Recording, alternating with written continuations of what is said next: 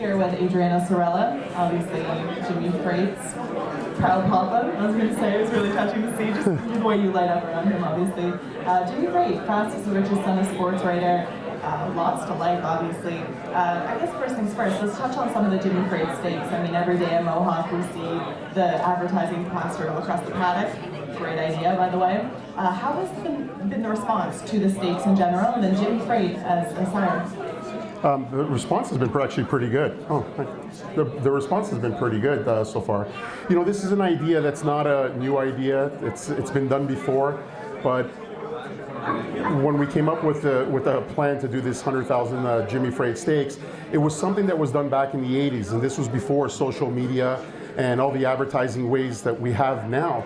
So I thought it was a good idea, and I approached Joe and the rest of Winbak, and we said, hey, you know, there's this idea. How about if I put up this money and we do a bunch of advertising around it, and we support the stallion, and we have this race? And they were supportive of the whole idea right from the get-go, so we ran with it. We took off with it, and I've been getting a lot of calls from people asking about how they can do similar things, maybe not the race, but just the advertising part of it. And it's something that racing, I think, is lacked in the years past, but we're moving forward with it, and we've had a good response right now. So you touched a little bit on marketing, and I mean, who would I be if I didn't ask? How do you think the industry can potentially improve in marketing? What would be some ideas that you would potentially suggest, or what's the next step for you? Well, you know, I think WEG is doing a really good job right now with their marketing strategy and the things that they're doing. We have to look back at the ways we used to do things, how it was promoted. A lot of grassroots promoting, a lot of, you know, get out there in the field and advertise the sport to the general public. We don't need to necessarily do, you know, big campaigns with massive billboards all over the place and media and TV commercials. We're fighting with other products when we do that. We're fighting with sports teams, with leagues, and I think that we don't have the power to do that. But if we start doing a lot of this grassroots stuff that we're doing, it has an effect. And if we can bring people into the front doors of the racetrack, we'll have more respect from the casinos.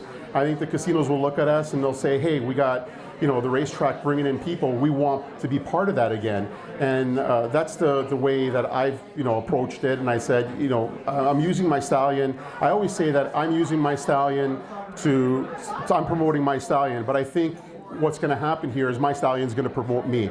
He's going to open up the doors for people to see that this can be done. It doesn't matter which stallion you own or which farm you belong to or what track or which state.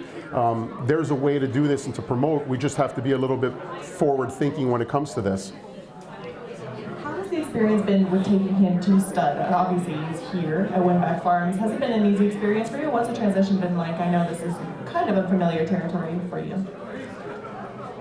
It's actually, like, on the advertising side, I had no problems with that, but letting go was a little bit difficult because he went to be a stallion and he was 100% sound.